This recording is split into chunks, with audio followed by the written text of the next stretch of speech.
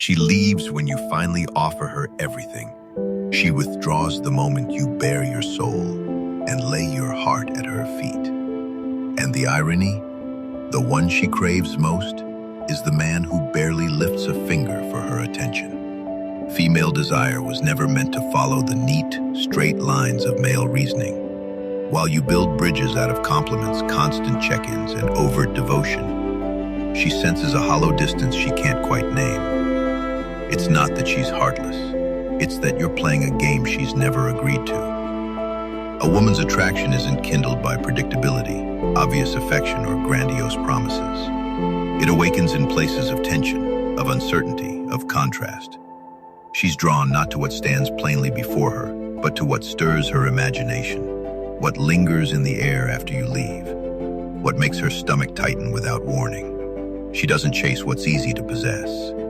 She chases what unsettles her, what makes her question her own rules, what touches her without laying a hand. And that's what we need to understand. It's about that man, the one she can't explain away, the one she misses in silence, remembers without reason, obsesses over without even knowing his name. He's not the best looking, not the loudest, not the richest. He's the man who leaves a question mark in her chest, and that is the birthplace of her desire. You were taught to believe she'd fall for your status, your image, your achievements, that if you just looked the part and said the right words, her heart would follow. But life, in its ruthless honesty, showed you otherwise.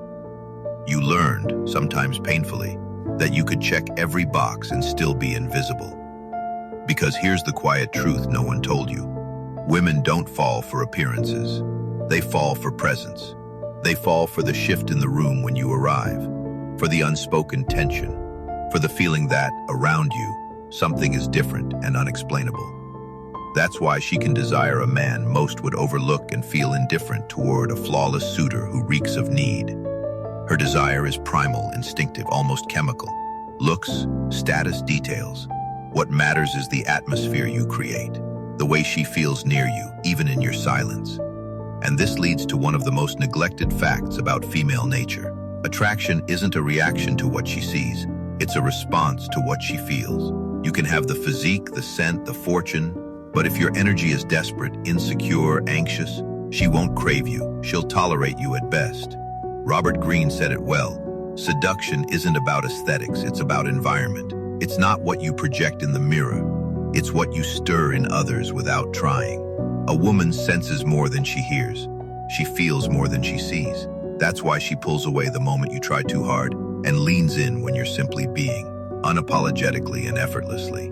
She wants security, but not dull predictability. Strength, but not aggression.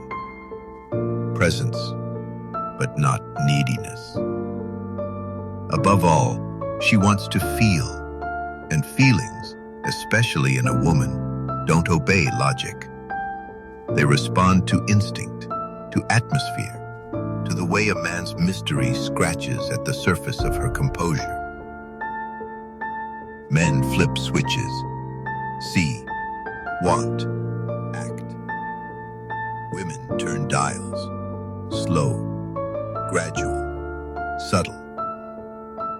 And if you mismanage that rising tension, if you smother it with overexposure or forced affection, she'll turn the volume down before you even realize the music started playing. And that's the game. One few dare to master, and even fewer truly understand. Her desire flourishes in uncertainty, in intentional absence, in well-timed silences, and the unwavering calm in your gesture. It isn't love she seeks to confirm. It's curiosity. She doesn't long to hear you love her. She craves to wonder if you even truly see her. And that subtle difference rewrites everything. Cleopatra wasn't history's most beautiful woman, but she was its most unforgettable. Men of immense power like Julius Caesar and Mark Antony didn't kneel to her looks, but to the undeniable gravity of her presence. She carried atmosphere. She became an event, an enigma. Desire is born from what can't be easily grasped, what you can't name, but can't stop feeling. The man who understands this holds a dangerous advantage. He ceases to impress and begins to radiate. He no longer chases. He becomes the one chased. And not by games or trickery, but by comprehension. It isn't your looks you need to change. It's your presence.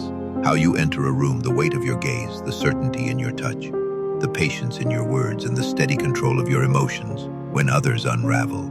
A woman yearns for this because, in its presence, her instincts ignite long before her thoughts can intervene. And in that charged moment, you transform from an option into the man she cannot forget, wherever you go, whatever you do. And that is only the beginning.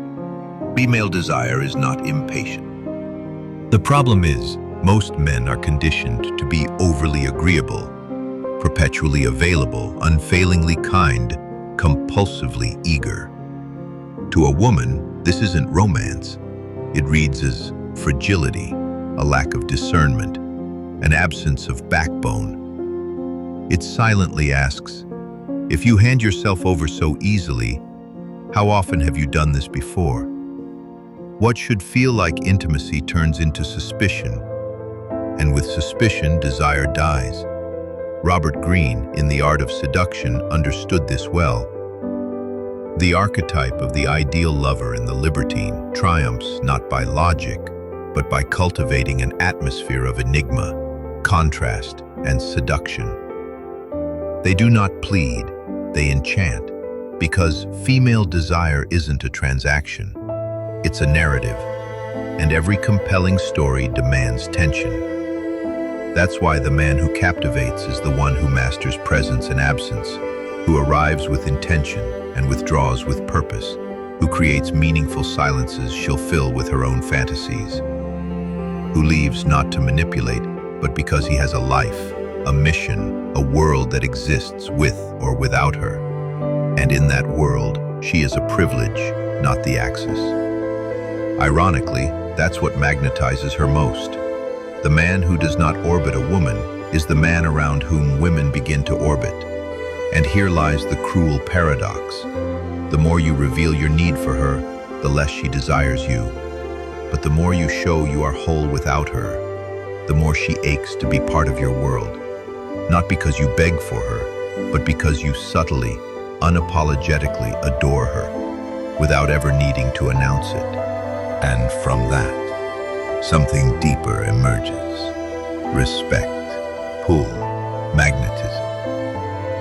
A woman yields not to a man who needs her, but to one who doesn't lose himself in love. A man who can offer warmth, but never kneel. A man with tenderness, yet unshakable boundaries.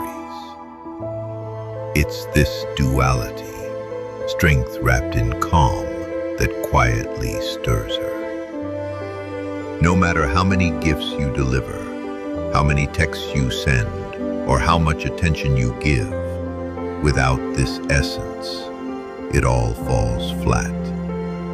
She's drawn to the man who keeps her heart in motion, not too close, not too distant, but right in that delicate space where tension becomes fire and uncertainty feels like magic. This is where the heartbeat of desire lives, in presence, that rare quality that turns an ordinary man into a moment, unforgettable and real. She senses you before her eyes even meet yours. She reads your value in your silence more than in your words. And if this sounds too mystical or intangible, it only means you haven't yet grasped the real weight of presence. A man might have looks, wealth, intelligence, yet still fade in memory if he lacks inner gravity. Because a woman isn't moved by what simply dazzles, she's moved by what resonates. Presence doesn't shout, it hums. It shifts the energy in a room, recalibrates the mood without effort.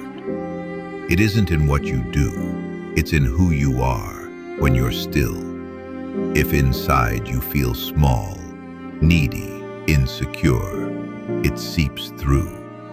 No matter how perfect your words, no matter how wide your smile, or how thoughtful your gifts, she feels the gap.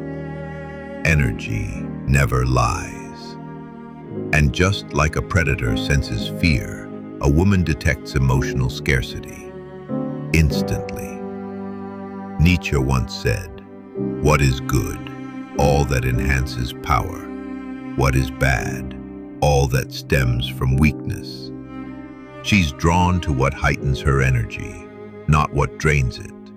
This is why the man with depth, with direction, with quiet self-certainty, becomes irresistible. He may speak little, he may wear something plain, but he walks with alignment. His thoughts, his emotions, his presence, all speak the same language. He doesn't use techniques, he is the technique, and that, more than charm, disarms her. She doesn't want a showman, she wants a foundation. A man who's so rooted within himself, he never needs to fake a tone, fake a smile, or fake peace. He speaks when he has something to say. He listens without fear. He doesn't dodge discomfort. This isn't cold detachment. It's inner command. It's the pulse of masculine energy. A woman is current, ever shifting, ever feeling.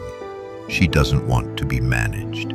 She wants to be held, emotionally, energetically, and only a centered man can offer that. When you become this man, the game doesn't just change, it disappears.